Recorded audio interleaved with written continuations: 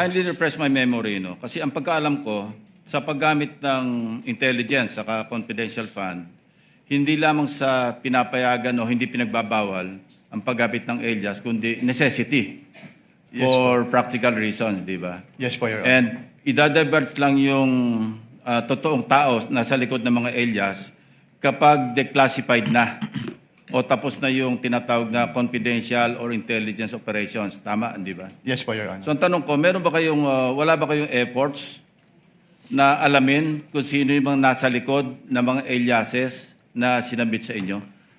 Since document-based lang po kami, Your Honor, hindi na po. Wala na po kami. Yan ang susunod yung tanong. Ano? Bakit paper audit lang kayo? Wala kayong physical? Parang bitin yung inyong pagsasagawa ng audit. Kasi paano nyo malalaman kung legitimate yung pumirma doon sa acknowledgement receipts kung hindi nyo inaalam kung meron bang totoong tao na nasa likod noong mga aliases na yon? Opo. Since what we do po in ICFAO po is compliance audit lang po, Your Honor. So kung ano lang po talaga yung provisions na nasasaad doon sa joint circular, yun lang po talaga yung ginagawa namin, Your Honor. That brings me to my next point. Baka pwedeng i-recommenda mo na i-amend nyo yung inyong JMC. Kasi parang bitin. No? In fairness to the concerned offices or persons na ino-audit, dapat kumpleto yung due process, hindi ba? Yes, Kasi kung paper lang, magre-rely lang kayo sa mga submission, hindi nyo inaalam, you don't go further than that, di ba? Anyway, wala ka naman doon hindi ka naman deputy commissioner pa o associate commissioner, so siguro, i-recommend mo na lang na i-amend yung inyong JMC. So my next question is, what would you consider as evidence of success of a particular surveillance operation and or intelligence information gathering activity? Ano yung evidence of success? Actually, walang specific na document yung sinasabi ng joint circular, pero nagbe-base po kami dun sa mismong wording po na dapat merong causal link between the successful intelligence or surveillance activities vis-a-vis yung information given by the informer. Okay. Would an after surveillance report or after intelligence report ng particular na agent, would it suffice para i-consider yung evidence of success?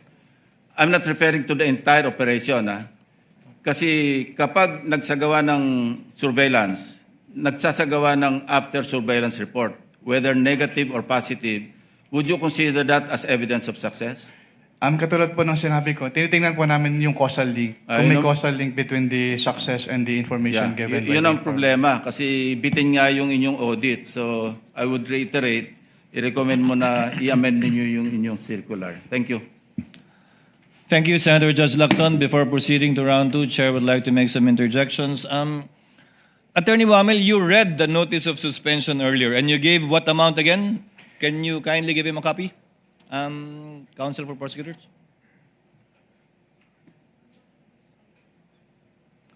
Uy, Anika, yun meantime. Sa payment of rewards po, yung total is 59,787,000 pesos po. You're referring to page 1 of the December 13 notice of suspension that you prepared. Yes po, Your Honor. Can you total it again for me, please, sir? The payment of rewards po. I totaled it and your total is wrong. Kindly total the figures that you wrote there. Yes, sir. It was a typo error po. 69,787,000 pesos. Ang dami namang nagkamaling numero doon. From 59,787, ang tamang total is 69,837. Yes po, Your Honor. But the figure you mentioned earlier was what was written here. How did you know that it was wrong, a typo, and now you're giving us the correct figures? Kasi yung 10 million po, Your Honor, hindi na-add dun sa total amount. 10 million po ng payment, reward payment. Pangalawa po, yung subsequent issuances, binabanggit po 69 million na, pero yung detalye, hindi na po 10.5 million, 10 million na. Ano ba talaga? Can you repeat your question po, Your Honor? Sorry po. Nakalagay po dyan 10.5 million, 10.05 million. Hindi po ba yung rewards? Yung Yes reward po. payment? Yung Yes, po. subsequent documents issued by COA already referred to it as only 10 million. Anong pagkakaiba yun? What subsequent document po, Your Honor, yung tinutukoy niyo? I am referring to the notice of disallowance later on and the documents mentioned also in subsequent articles, in subsequent documents. Wala na po akong personal knowledge about the notice of disallowance po, Your Honor. So ba't na-correct yun? Yung 10 million, yung 10.05 naging 10 million na lang. You wouldn't know? I wouldn't know po, Your Honor. In relation to the question of Senator Judge Soto, he said how much is the total that were provided for. You gave a total. In relation to the question of Senator Judge Villanueva, ano ba yung pinagkaiba?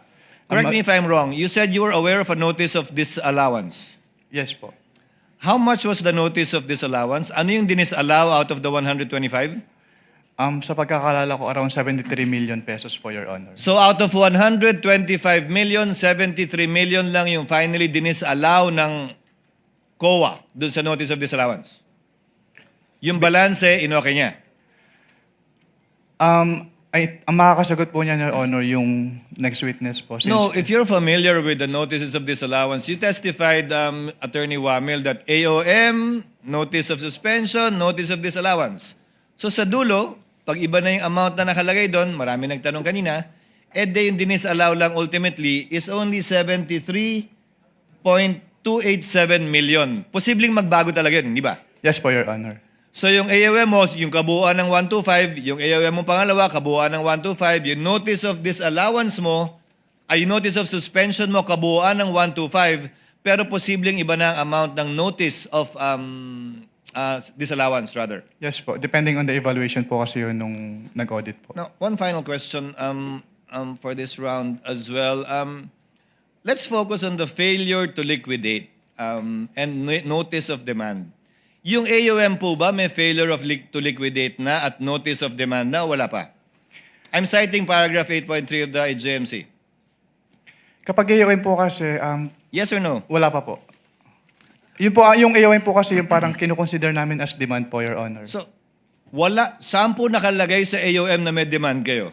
Kasi ni-require po namin sila na to comply with the submission po of the documents. Attorney Wamil, there is a big difference because your notice of suspension, does it include the demand? Pardon, Your Honor. Does the notice of suspension include a demand to pay? Wala pa po, Your Honor. Isn't it correct na nandun lang sa notice of disallowance yun? Based on the joint circular po, doon Yes. po ni-require po na mag-restitute. Sa notice of disallowance na. Yes, po. Wala sa AOM, walang demand sa notice of suspension, sa notice of disallowance. The demand to pay po, yes, Yes. Your Honor.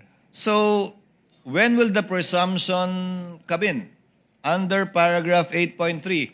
Kung wala pang failure to liquidate, dahil hindi pa final, kung wala pa yung demand until notice of disallowance na hindi pa final, kailan po papasok yung presumption o prima facie dun sa 8.3? Ang wording po kasi nung 8.3, Your Honor, failure to liquidate. So kasama po doon yung failure to submit the documents. Hindi po kasama yung failure to pay kung ano man po yung dinedemand. Nakalagay po doon, failure to liquidate upon demand. Yes po. So ang sinasabi po doon ay isubmit yung complete documents with the ICPAO. So, pag hiningi nyo at hindi pa nasasubmit, failure na yun sa palagay mo? Yes, sir. Kasi ang sabi lang naman po is upon demand. Na hindi sila nakapag-liquidate po. That is your interpretation, sir, correct? That is not found in the GMC. Ang binibase ko lang po doon sa provision po ng GMC, Your Honor.